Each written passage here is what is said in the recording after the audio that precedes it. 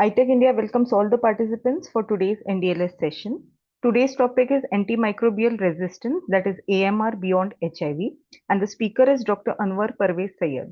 Dr. Anwar Parvez Sayed, sir, is a public health specialist and infectious diseases physician with extensive experience in global health, project management, and clinical leadership. He holds a doctorate in global health from the University of Washington, in addition to his other qualifications. He serves iTech India as a public health specialist and the University of Washington as a clinical associate professor. Since 2011, he has worked closely with NACO to support the effective implementation of NACP across the HIV care continuum, also serving as a national technical expert and contributing to multiple national guidelines development groups. His key interests include capacity building, curriculum development, distance learning, designing innovative care models, forging strategic partnerships, strengthening health systems, and addressing key public health challenges. We welcome you, sir, for today's session. A note for the participants, all the questions will be taken up at the end of the session.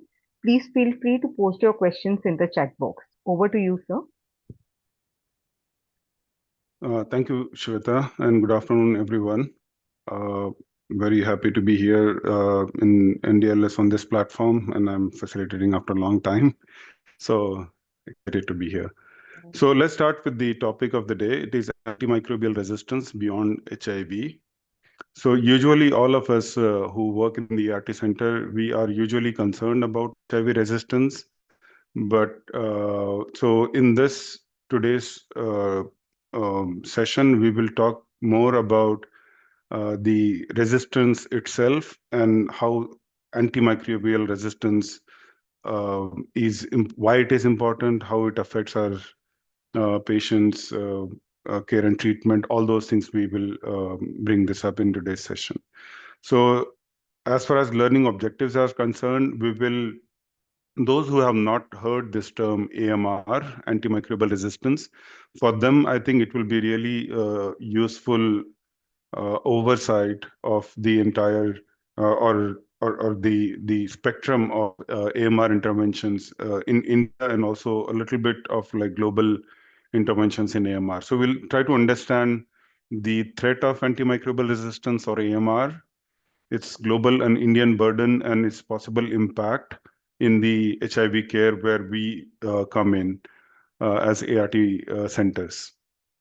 We'll also recognize the India's national AMR response. We'll see various networks and committees and also regulatory actions which the Indian government has taken so far. We'll give examples of a few just for the flavor of this whole understanding this whole thing, how it is working so far beyond ART centers or our hospitals, our state, and also in the national context. Then there is another term which is commonly used in this field, which is AMS or antimicrobial stewardship. We'll try to understand what stewardship means and what specifically antimicrobial stewardship means. And along with that, we'll also see what is the diagnostic stewardship. WHO, World Health Organization, has come up with this AWARE principle or AWARE classification of antibiotics: access, watch, and reserve. We will go through details of what each of these things mean and how these things are relevant for our clinical practice. And we'll also see some of the case studies just to see how AWARE classification works and how do we actually, how does WHO recommend usage of antibiotics. Then towards the end, again, one of the most critical piece of this whole AMR intervention is infection prevention and control to reduce healthcare associated infections. So that is an important piece which we'll talk about towards the end, which is one of the most important component of the AMR interventions. So this is how we are planning this session today. I'm sure all of you might have seen this as we give antiretroviral treatment on daily basis to our patients. We are mostly all the time concerned about resistance to antiretrovirals or ART treatment failure. And we know that ARVs or antiretrovirals are also antimicrobials. So there is a broad term which is used, antimicrobials. Then you have antibiotics, antiparasitic drugs, antiviral, antifungal, and so on. So antimicrobial is kind of an umbrella term which is used for all these treatments or medications. So antiretroviral, we know, I think so far who have worked in the ART Center for a long time, we all know how antimicrobial resistance happens, adherence, and the other issues they come into play, and there is a mutations which come in, and then when there is accumulation of mutations, some of the other antimicrobials or antiretrovirals they become resistant to HIV virus. So this is what we have seen and talked about so far in the program a lot.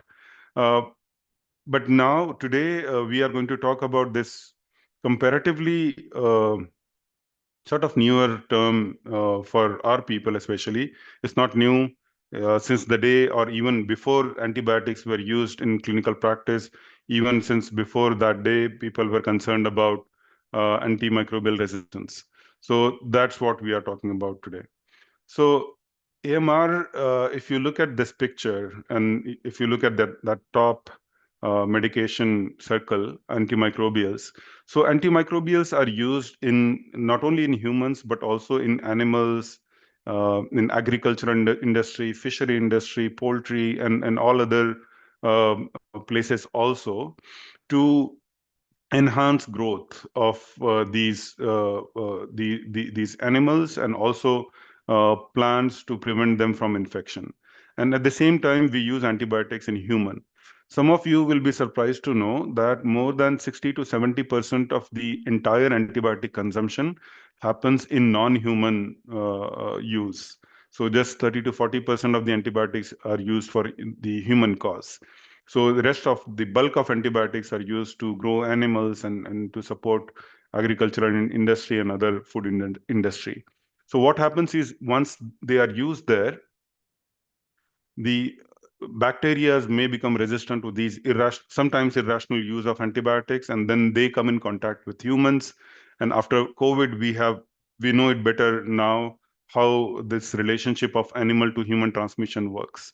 And when we human become ill with such bacteria, and which is resistant to the common antibiotics or maybe like all antibiotics.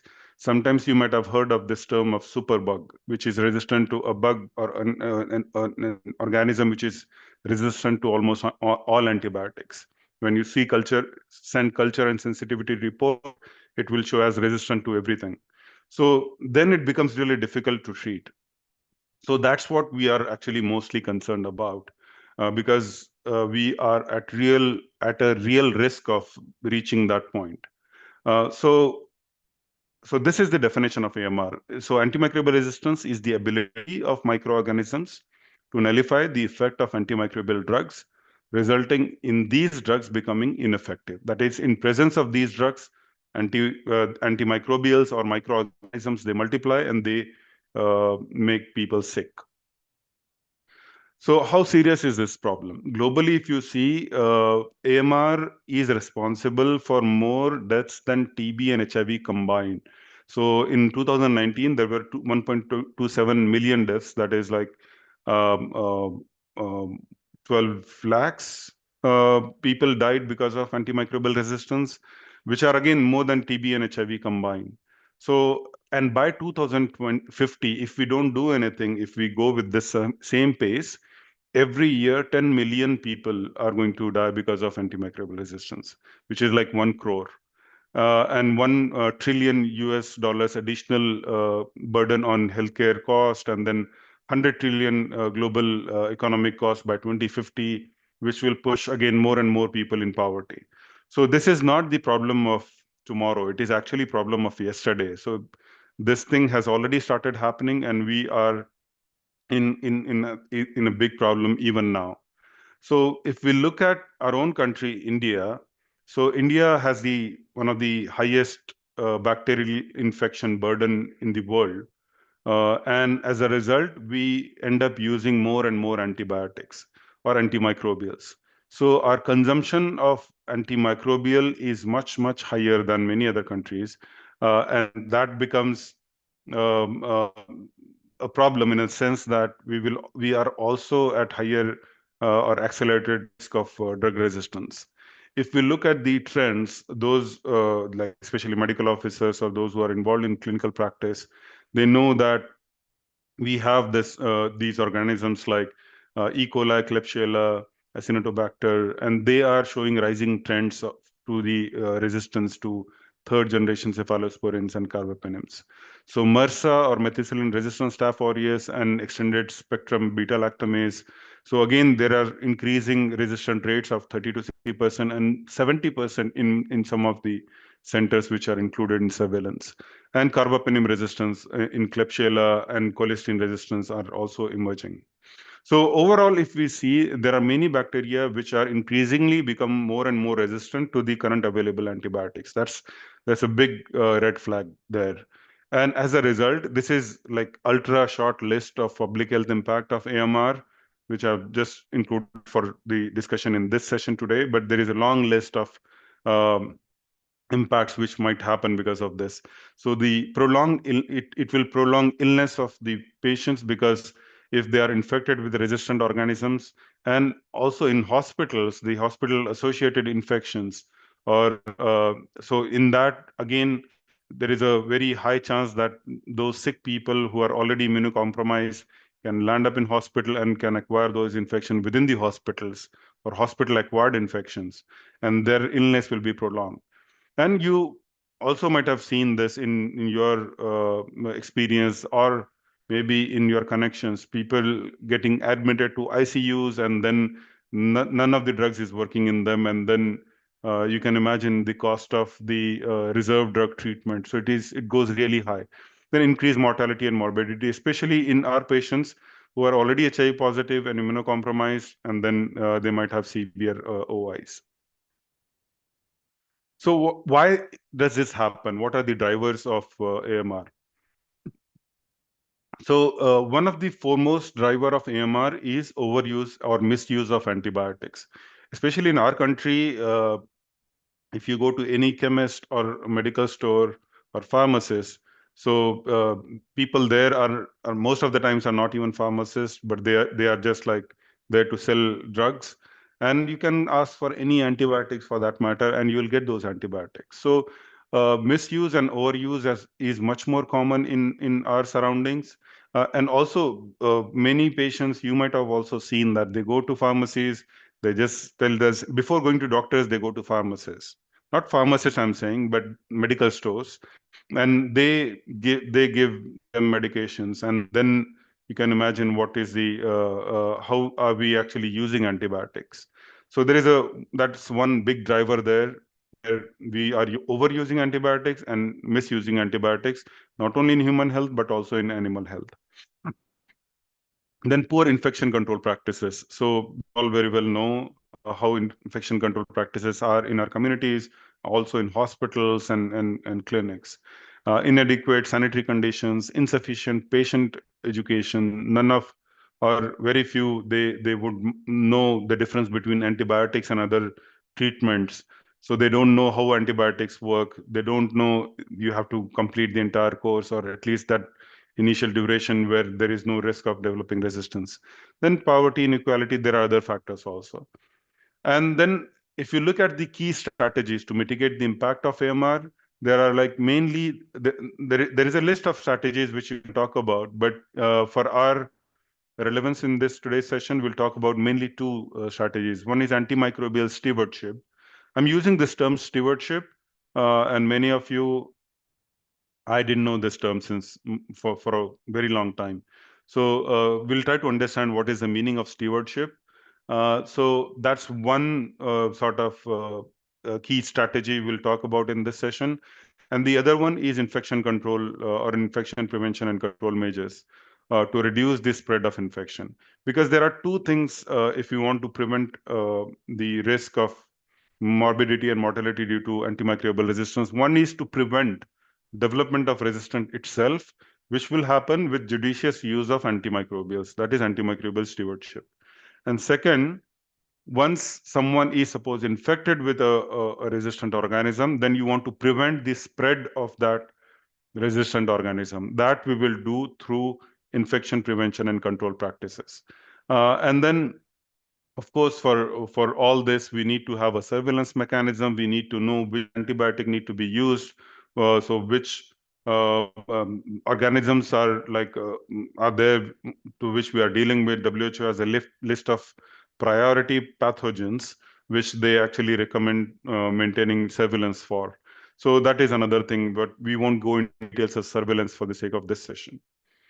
Globally, now this is one term which those who are not aware, for them, I'm just putting it out there, that people use this like one health approach or one health strategy, as AMR is a cross-cutting problem in human health, environment, and animal health, which includes also in agriculture and other sort of animal health.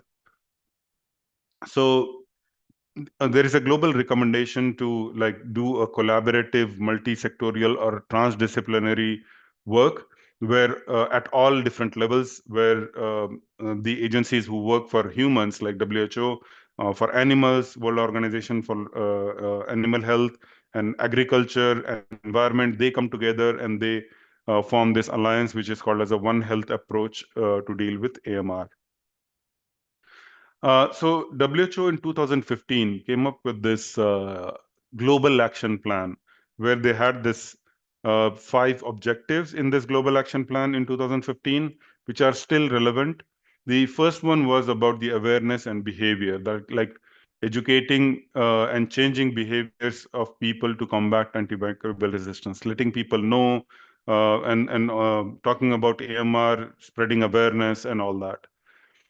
Then second one was surveillance and research, that knowing what is happening in AMR, like knowing which are the organisms which are becoming resistant to which drugs and which geographies, and then doing research, which is not only about the diagnostics and also antibiotics research, new formulations coming in, all those things fall under surveillance and research. Then implementing measures to reduce the concurrence of infections through infection control measures or infection reduction or spread of cutting down the transmission of the chain of the infections. And then antimicrobial optimization, which means ensuring responsible and effective use of antimicrobials, giving the drugs to those who are eligible to receive those medications based on clinical and also other factors. And then economic investment, continuous sustained investment. So these are like programmatic priorities and requirements. And very briefly, we'll talk about India's action on AMR also. Again, there can be a one-day talk on this one slide, but I'll just summarize for the benefit of like a public health perspective of what is happening in AMR. So following the global action plan of WHO, India came up with the national action plan in 2017 to 21 for 2017 to 21, which is now also is being revised for 22 to 27. So it is a Ministry of Health and Family Welfare, and there is a National Center of Disease Control who leads this entire effort of One Health strategy linking human, animal, and environmental health. Then we have a network of national antimicrobial resistant surveillance, which includes multiple laboratories across the country. More than 50 labs are included in this surveillance network who actually um, test the resistant patterns and all these microorganisms, and then they report it back to nationally and also to WHO to report it back globally.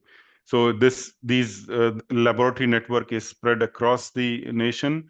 And then we have a national antibiotic consumption network, which monitor the antibiotic consumption overall based on this AWARE classification, that how many access antibiotics are being consumed, how many watch and how many reserve antibiotics are consumed. Very shortly, I'll come to the details of AWARE classification itself.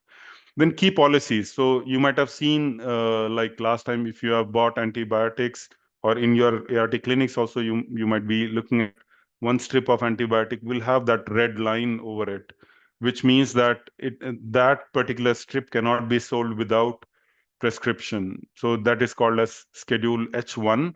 So the government of India came up with that strategy that any antibiotic or any medication like strip which has that red line over it, that will be for schedule 1, which cannot be prescribed or dispensed without a prescription.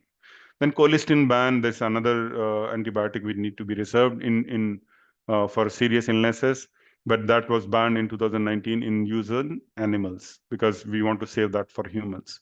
Then IPC network, so hand hygiene, safe injections, healthcare associated infection surveillance across hospitals. So surveillance, regulation of the policies, and then also stewardship. Those are the main pillars of antimicrobial resistance response. Then from policy to practice. So it is not just guidelines which Government of India came up with, a national guideline. Some states also developed their state action plans like Kerala, MP, Delhi, Himachal, and others. Unfortunately, all states have not yet prepared, but that's in process in many states. Then there is a health program integration. So for example, now we are talking about AMR in HIV programs. Similarly, people keep talking about resistance, obviously, to anti-TB drugs in TB program, but antibiotic in general. So that has started happening and needs to happen in long run. Also in all programs, we'll talk about AMR for antibiotics. Then awareness. So those of you who do not know, there is a World Antimicrobial Resistance Awareness Week, which is November 18 to 24, where you might have seen some IEC material on AMR and people talking about AMR in your hospitals. If not, keep an eye on this week where a lot of antimicrobial resistance awareness activities happen. And there are like partnerships. So ICMR is involved in this whole effort to do research and also to do surveillance related activities. And then there are other global organizations for animals, agriculture, environment, and human health, which take part in this. So the response to AMR is still evolving. It has to come to from national to state level, state to district level, to facility level, and also to individual levels and community levels. So we are on that track, but again, everyone has to be involved in this effort of successful AMR outcomes. So how does it matter to us? Like why we are talking about AMR in like with the ART staff or ART centers? So first of all, we use antibiotics and we use antimicrobials in general. So to treat common OIs in our centers and also as doctors, I think we all use antibiotics some or the other ways.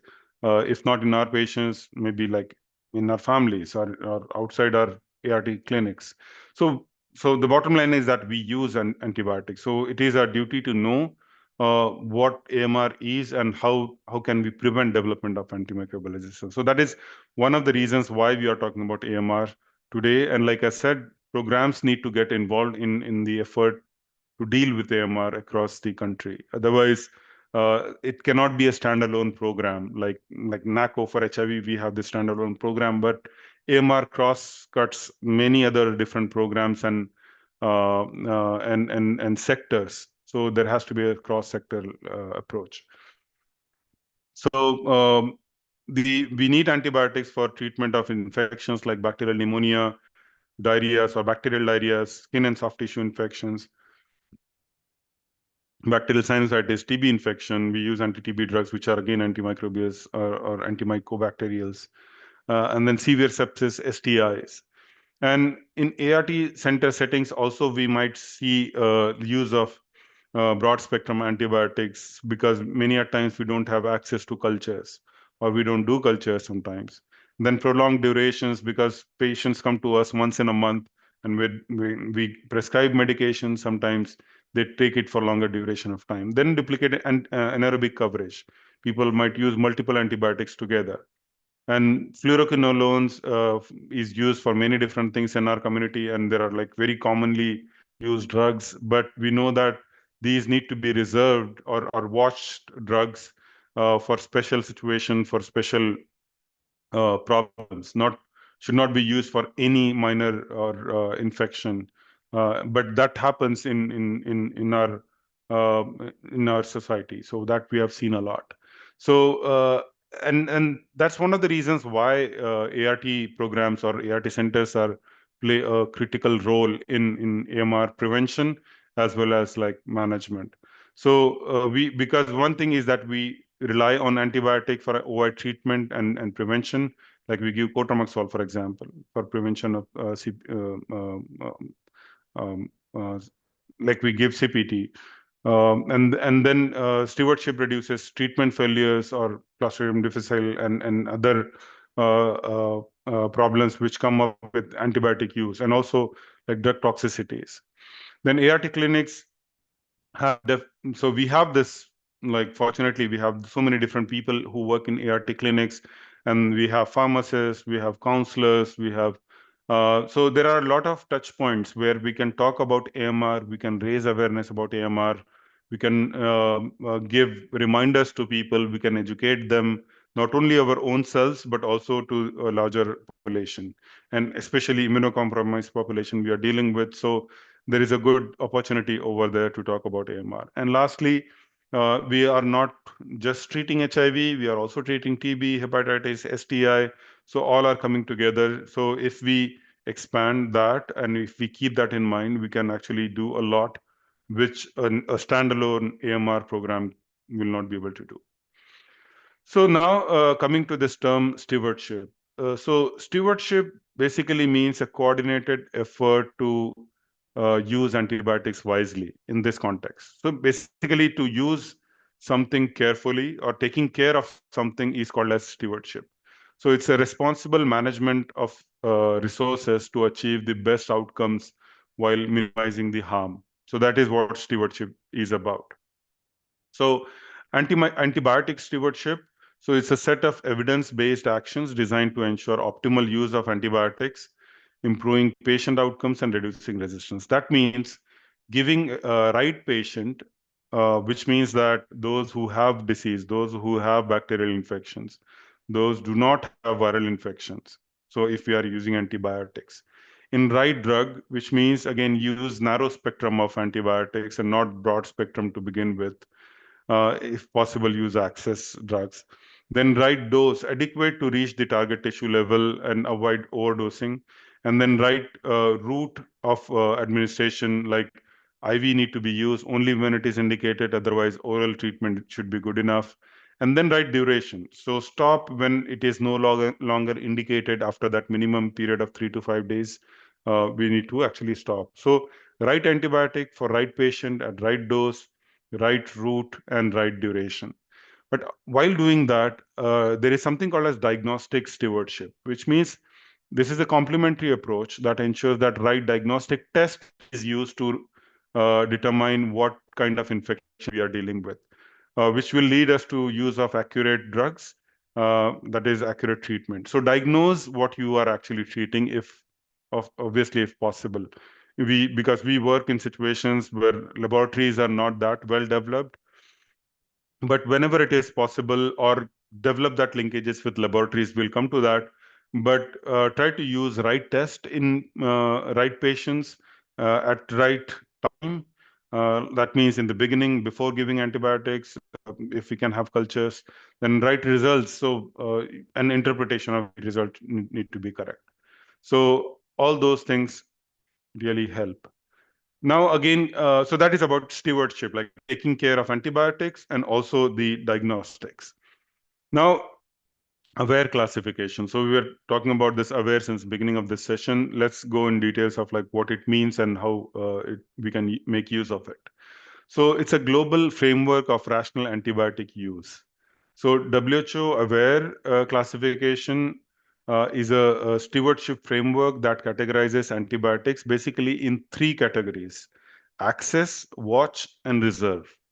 So, and why WHO did this is to promote antibiotic proper or appropriate use of antibiotics, that we should know which are the first to go antibiotics, which need to be as a backup, or where we can actually watch if they are actually required or not, and then which are the antibiotics which need to be kept reserved. So then enable countries and hospitals to monitor the consumption in these three categories and support clinicians to select antibiotics which are have lower risk of resistance. So global target in general population, WHO gives, and now here I'm not talking about HIV population itself. So it is about like in broader general population. So WHO recommends the use of like access and group of antibiotics. That is first group, more than 60% of antibiotic use need to be access in any country. So overall, if you are using 100 antibiotics, 60 of them should be from access group, and then remaining should be from watch and reserve. So that's what is the target. So, access group is the first or second line antibiotics for common infections. For example, amoxicillin, doxycycline, cotrimoxazole, all these are access group of antibiotics. They are used as a first line, again, because they have low resistance potential, so you can use them whenever you need without thinking much about resistance in that sense, as compared to the other two. Watch group is higher resistant risk or higher resistance risk. They are used only for specific infections in specific situations, and when it's their use is confirmed, like ceftriaxone, ciprofloxacin, azithromycin, piperacillin, tazobactam. All these are need to be cautiously used. Again, by putting drugs in these categories doesn't mean that you cannot use them without having a confirmed lab culture and sensitivity report. That doesn't mean that. So it means that we need to be careful while using these antibiotics, that if you have put the patient on access drug, and also if you can wait even before that to take the culture samples in patients, especially those renal diseases and all that, so then you will be able to know that whether you'll what will be your next line of treatment. And then reserve group is the last resort of antibiotics for confirmed MDR infections like colistin, linezolid, carbapenems, polymyxins, and other. They are used only under AMS oversight. There has to be a committee who approves use of these drugs. Unfortunately, you might have seen in our surroundings people using any antibiotic for any reason, for like in any patient. So that's the thing which actually we want to be careful about, that we need to know that which are those antibiotics which need to be used as an like first line of defense, and then what are the antibiotics where we need some sort of confirmation of the illness itself to justify the use of that particular antibiotic, and then reserve group need to be again justified by the culture and sensitivity report. So there has to be this kind of like watchfulness, and that is what stewardship is all about. So if you Google this from this link which I've provided on the slide, you will get to this page of WHO where WHO has given this antibiotic book. Now there are two versions of this antibiotic book. One is a longer version which is like 500, 600 pages long. It's a huge, like this big book, which gives details of like why they selected these antibiotics for these infections, and all justifications, research and evidence and this and that. There is everything over there. But there is another shorter version of the book which has infographics. So it has different quick algorithms. So for any particular disease, what are those things which you can follow to make sure that you are using appropriate antimicrobials? So I'll just show a few of them to you, just for the like for you to know the flavor of this thing, that how this thing works, and then you can, in your leisure time, you can just go and see what all diseases it includes, and then you can use for those diseases. Now, again, one caution here is that when WHO came up with this antibiotic book, they did not give it just exclusively for HIV positives. So this is for all populations. But they have mentioned situations uh, where you need to be careful about in patients who are HIV positive. For example, look at this algorithm of bronchitis. Bronchitis is a cough, upper respiratory infection. So in HIV positive, you will be concerned about many more things. Um, when you talk about like bronchitis, you are concerned about TB, other respiratory infections, especially if the CD4 count is less than 200. So all those things like and also there are many infections you need to be like careful about when you rule out those things and when you say that this is simple bronchitis. So um, in this flow chart or in this picture, if you see, they give the definition of illness itself, how can you diagnose that particular illness, and then clinical presentation of that illness. Like for bronchitis, there will be dry cough, there can be sputum, but it may not be like colored sputum like what we get in pneumonia. There need not you need not go for a microbiology test in these situations. You there is no radiography is not required. Maybe like antibiotics are not required, so maybe like simple inhalations or bronchodilators might be useful to treat such patients, or you can use some anti-inflammatory drugs like paracetamol or ibuprofen or things like that, and then cough suppressant could be used. So antibiotic treatments are required in some situations. So what this book does is give you clinical condition, and then give all these different things to choose the antibiotic from. So the this is with the effort that because most of the bronchitis can happen because of the viral infections, not necessarily bacterial infections, and we give antibiotics on day 2 or day 3 when cough is not subsiding. In fact, for simple bronchitis, if you see, even when you are like cured of bronchitis, even when fever is subsided with paracetamol or whatever, cough may continue for like maybe 1 week or 2 weeks after this. So that is post-infective cough. But in practice, many a times you have seen that on day 2 and day 3, if when patient is not getting relief due to cough, then they also put a pressure on the clinician that I want antibiotics. And clinician also feels that if am I missing something, so let's just give antibiotics and get away with this. So in majority of the cases, we use those antibiotics which are never required for treatment of such infections. Again, do not take me wrong, so don't go to the extreme of like not giving antibiotic for anything. So this is what science is all about. We need to justify ourselves. If we are sure that this is due to bacterial infection, definitely go ahead and give antibiotics. But if not, then you can wait for some time and see how the person responds to other line of treatments. And then for simple bronchitis, upper respiratory infections, just because they have cough, there is no need of antibiotics. In HIV positive, especially with low CD4 count, we are we need to be careful about like all those other diseases like PCP, TB, and other problems which immunocompromised HIV positive people deal with. This what we are talking about is like those who have good CD4, where we are not much concerned about like opportunistic infections. So in those patients, we need to be very like careful about using antibiotics or not using them. Then community acquired pneumonia. Pneumonia is nothing but like infection or inflammation of the lung parenchyma.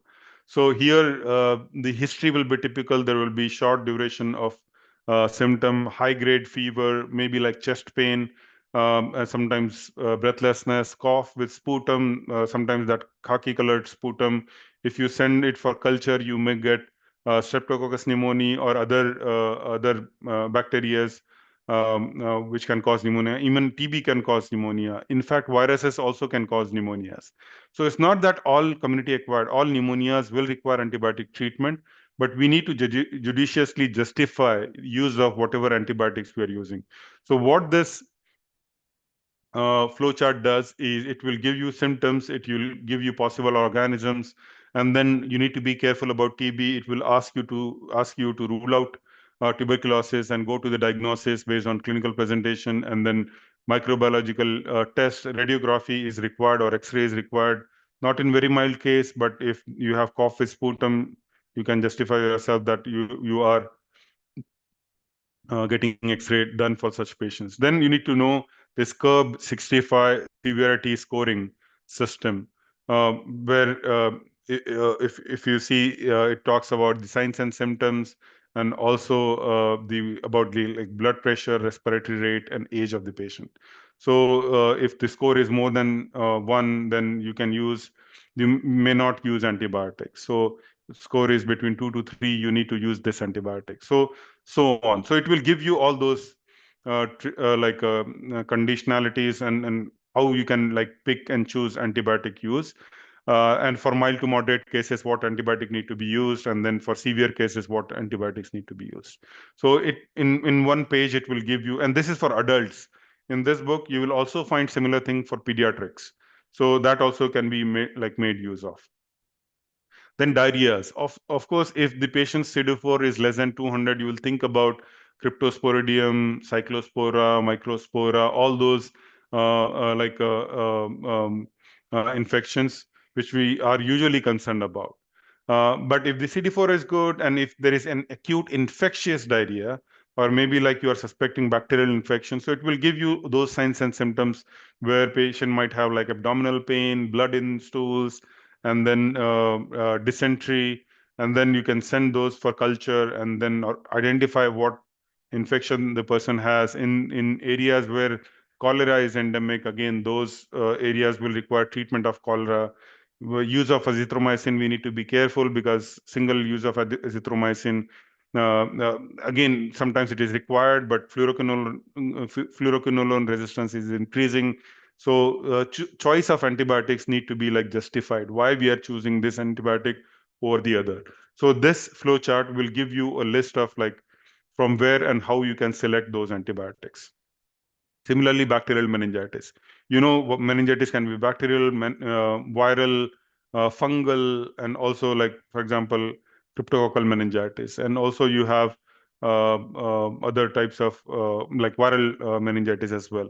So, but if you're suspecting bacterial meningitis, then you have to see like lumbar picture, lumbar puncture, and then CSF picture, and then if there are high leukocyte count through which you might diagnose bacterial meningitis, then which antibiotic you need to select and why. So all those things you will find sort of guidance in this.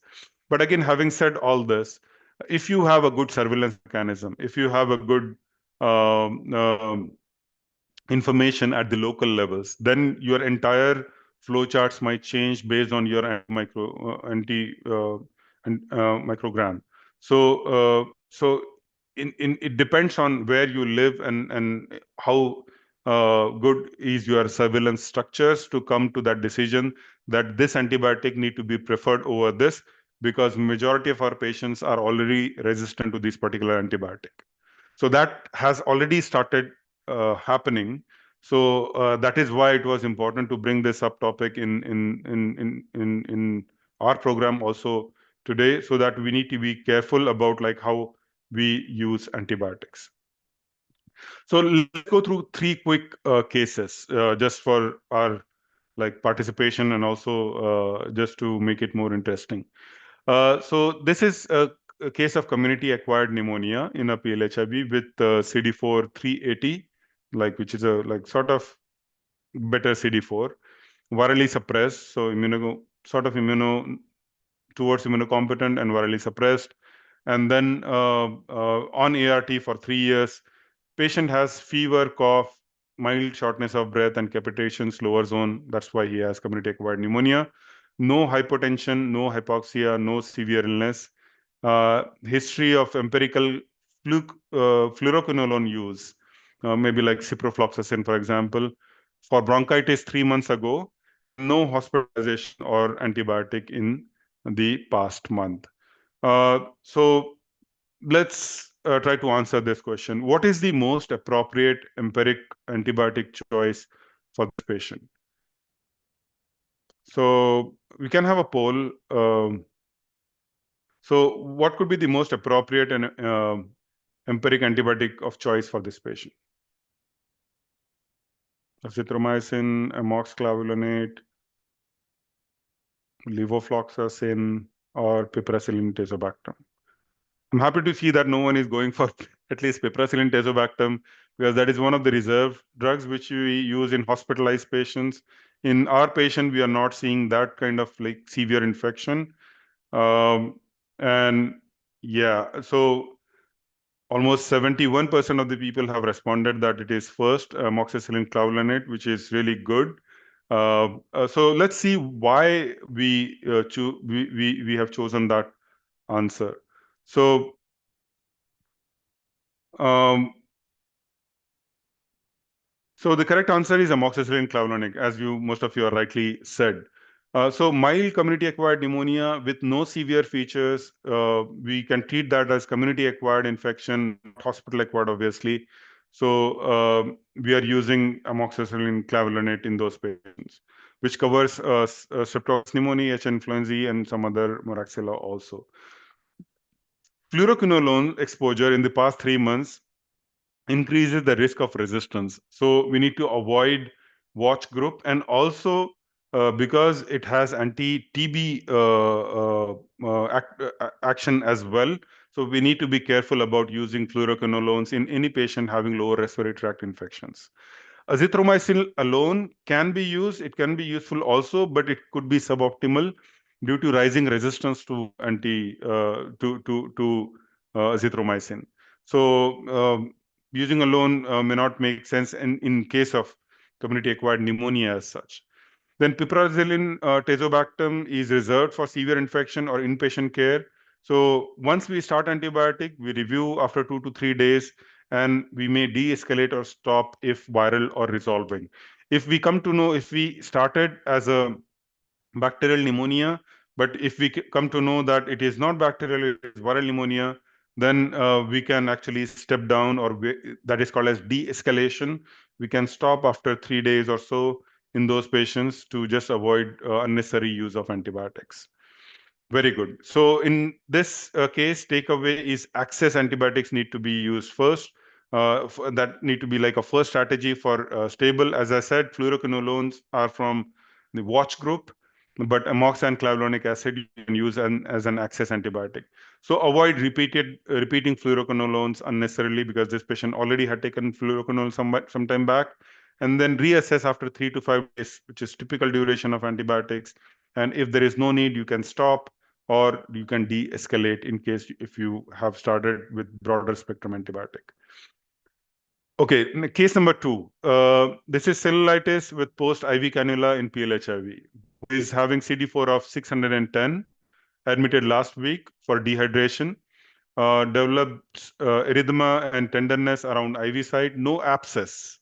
This is important to note. There is no abscess, but there is erythema and tenderness on IV side. Started empirically on cefazolin, which is again a first line or access antibiotic. Culture was sent. Now it is day 2. Reports are pending. You don't have reports. And swelling has decreased after 2 days of whatever you are giving along with that, like paracetamol or whatever. And now the patient is afebrile. Okay. So let's try to answer this question. What should be the recommended duration of antibiotic therapy in this case, which we have already started? Should we continue for 14 days? Should we continue for 10 days? Should we stop after 5 days if improving, or add vancomycin empirically?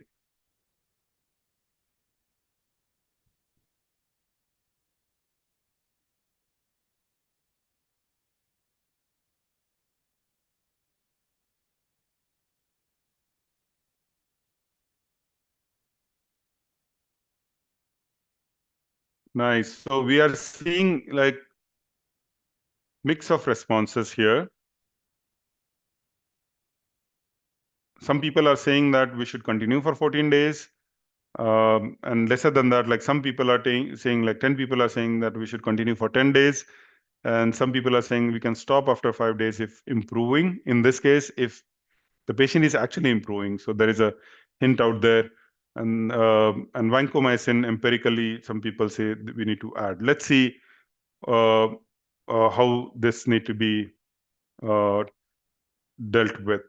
So the correct answer in this situation will be stop after 5 days, because the patient is improving, and 5 days are good enough coverage. So you're not adding to resistance over there. So uncomplicated cellulitis who are responding well clinically, 5 days course is usually sufficient by WHO and National Centers of Disease Control or NCDC AMS guidance.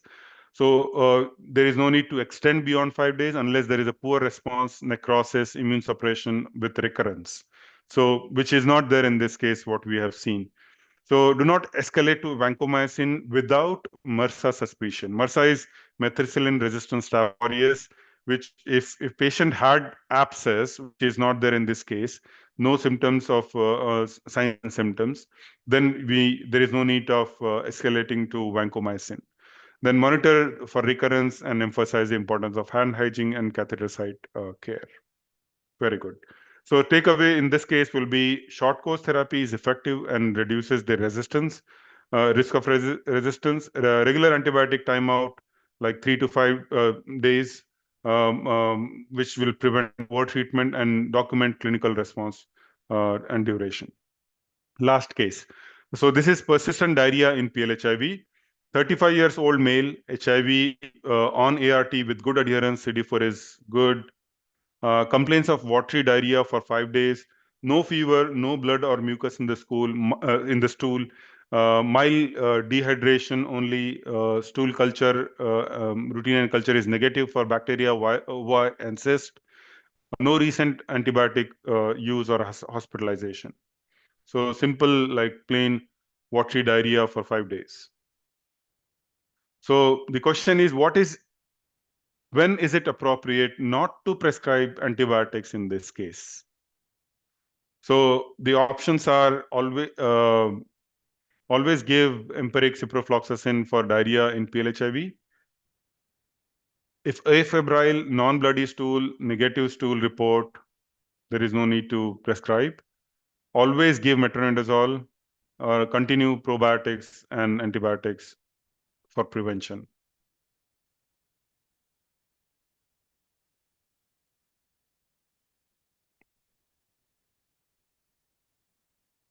So the question is when it is appropriate not to prescribe antibiotics in this case.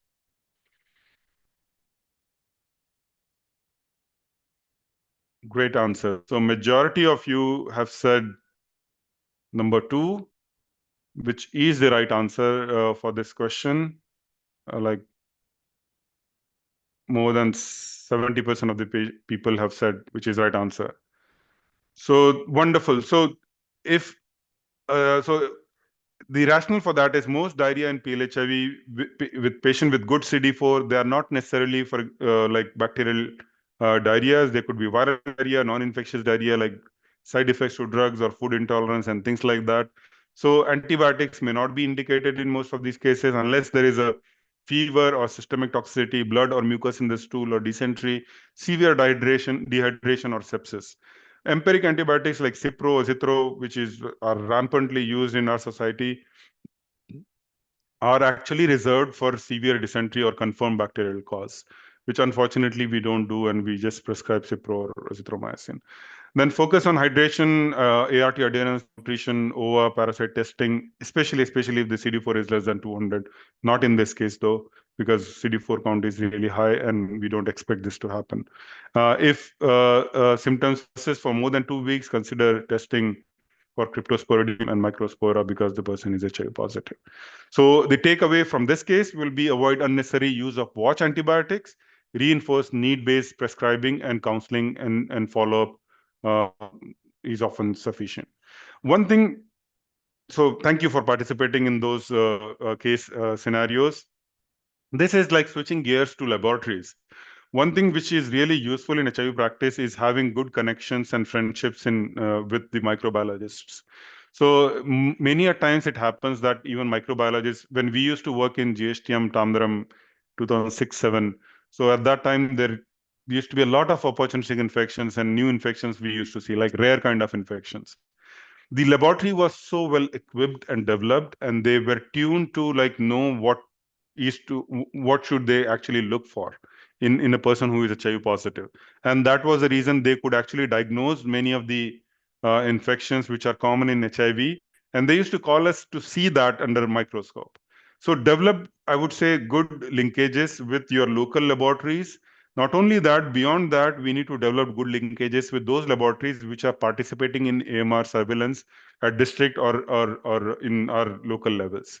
So know which is your nearest AMR surveillance or district microbiology lab, which is part of that surveillance network, maybe like an ICMR or state AMR cell. Establish that referral pathways, like you will send samples or patients to those labs for culture sensitivity reports so that they can actually give you results. So with time, what will happen is after some point from your center, you will have referrals to these labs for, again, these are government labs which are participating, majority of them. Of course, there are some private labs also. But what I'm talking about is like free investigations. So if they can come up with like a antibiogram and which gives you the pattern of the organisms in microorganisms which are being actually reported from your centers and their resistant profile, which is what antibiogram is about. So then you can use antibiotics because we do not have enough local data to support what kind of resistance patterns we are seeing in our patients. We cannot actually have those kind of flow charts for our own patients and our own states. So, but if we develop this mechanism of good surveillance and having this bilateral relationship with microbiology and the facilities, the treatment facilities, then I think we can have enough information to treat our patients appropriately. So lastly, about infection prevention and control, there is a national guideline on infection prevention and control in healthcare facilities, which came up in 2020. So these are standard precautions at ART centers. What we can follow, these are like general standard precautions that in facilities. Hand hygiene is always number one because that is the easiest thing to do and the most important thing to do to prevent almost like majority of the infections which can spread from one to another in the ART center or in the facilities. Personal protective equipments. COVID has taught us a lot about personal protective equipments. And also while taking care of HIV positives, doing OP procedures, and also in while collecting samples in ART outpatients. So we need to be careful about like what we need to be using while dealing with these patients. Then respiratory hygiene and cough etiquettes. These are like very basic but most crucial things to prevent infections. Like if you have windows, open windows. If you have surfaces, clean surfaces, like as frequently as you can to prevent like droplet infection and then spread through droplet infections. So, but just look around. If you are in the ART center now, just look around how clean our center is. If not, we need to be worried about like infections because we are taking care of all these patients. We have to take care of ourselves also in these facilities. So look for the cleanliness. If not, then make sure that you have clean environment around you. Make sure that you have proper flow of air which is coming from like a fresh air source, and also there is an exit to it, so there are like at least like 12 circulations of air cycles which are actually in a minute, which are happening in the ERT centers. If not, have some exhaust fans, keep bookshelves and other things away from, or keep your windows empty so that fresh air can come in. Have some exhaust fans so that the air within can go out. So you know your facility is better. So in given whatever, without breaking walls and doing civil work, because that is I think too much to expect. So whatever we can do in our limited scope, I think we need to do that. If not, minimum is washing hands and taking care of the surfaces. So that at least is in our hand, and we can take care of that. Then safe handling of patient care equipments, principles of asepsis, that is cleanliness, and also aseptic precautions. Then environmental infection control, like disposing of the waste appropriately and all that. So all of that is given in this guideline. I've also attached this training modules. So the link which you see on the slide in the bottom is a link to a training module on infection prevention control. You can just go and see it. It's free of cost on the NCDC website. Then when to wash our hands, we all know that while seeing patients, whenever we touch surfaces, we don't touch our nose and mouth and eyes with our hand. And whenever it is required, we have to have hand sanitizers we need to carry and keep our hands clean. this the hand washing and with soap and water and hand rub with alcohol disinfectant, that need to be available in our centers. If not, please try to make them available. And whenever it is required, you have to, if you are seeing visible dirt, you have to wash that with soap and water.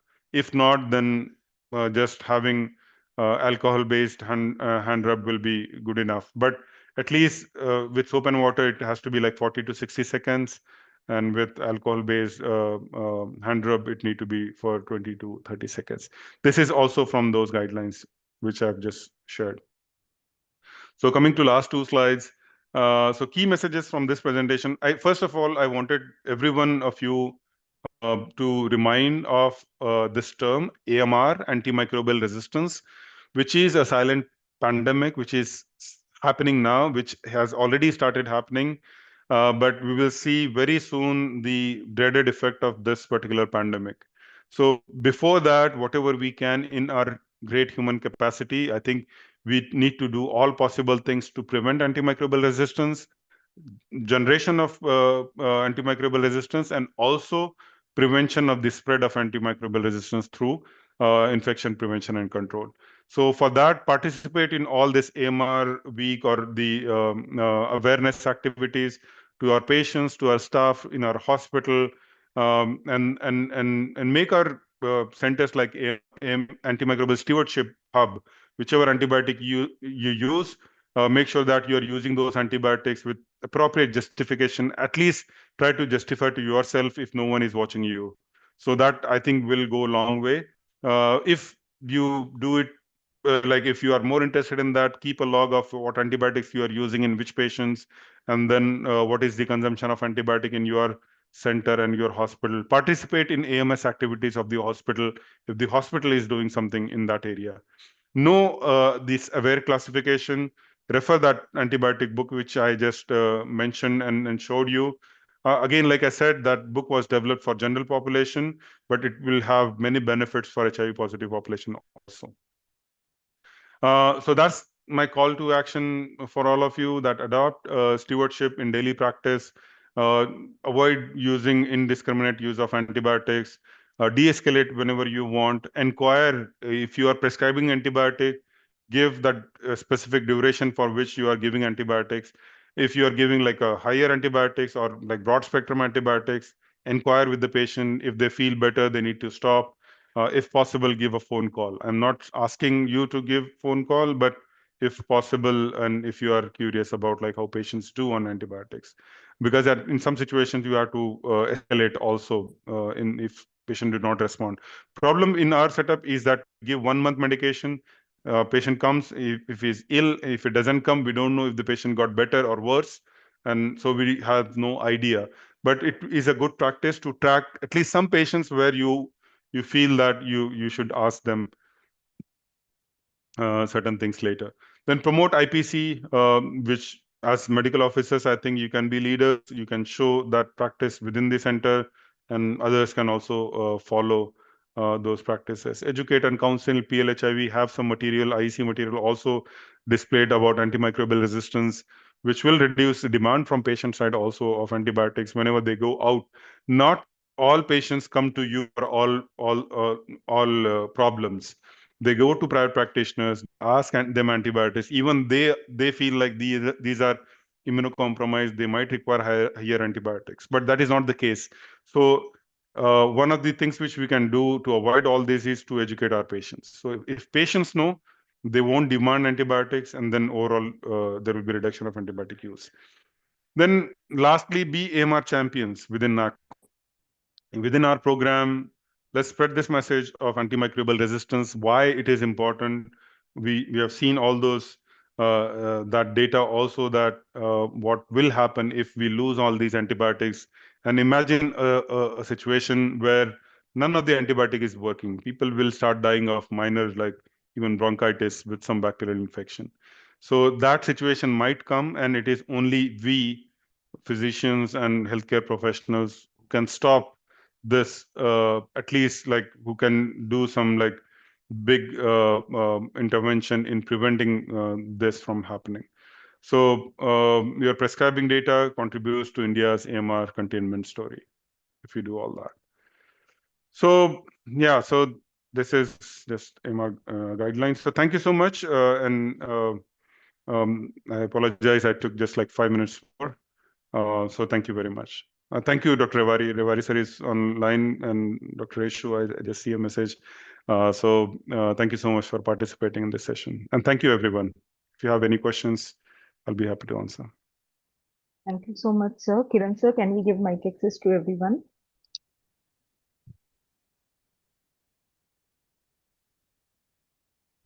Given.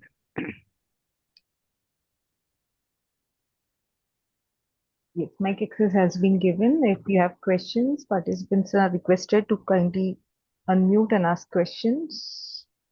Are there any questions in the chat, Shweta? There are no questions. Dr. Noela ma'am has shared the ICMR guidelines, AMR Thank you, guidelines, ma'am. Yeah, and even excellent. a pictorial infographic. Thank you. And she has also made a comment that One Health calls for curbing the use of antimicrobial in animals by our veterinary colleagues. This will reduce the spread of drug-resistant organisms for humans, via the meat we eat, poultry, eggs, and milk we consume, as well as reduce the contamination of our waters and crops by animal feces. Thank you. Thank you, ma'am. Yeah, any questions? Please feel free to unmute and ask questions.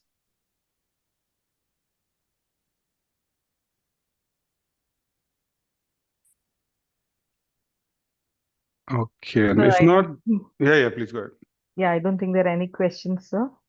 Okay, then we can stop. And again, like, be advocate for like fight against AMR and participate in these activities in your hospital, in your districts and state.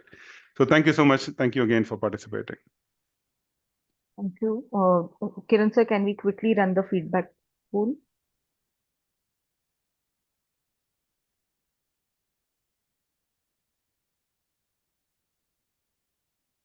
Yeah. Requesting participants to please fill in the feedback poll. There are 5 questions in all. Scroll through the questions and click on the answer of your choice. Please read the last question carefully.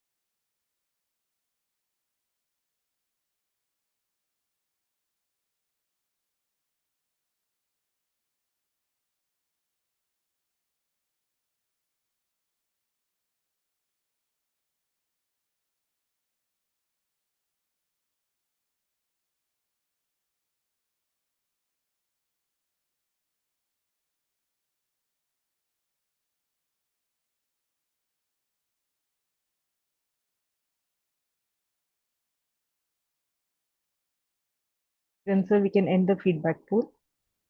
Thank you, sir. Thank you for facilitating this important session, and thank you to all the participants for patient listening. We'll conclude the session now.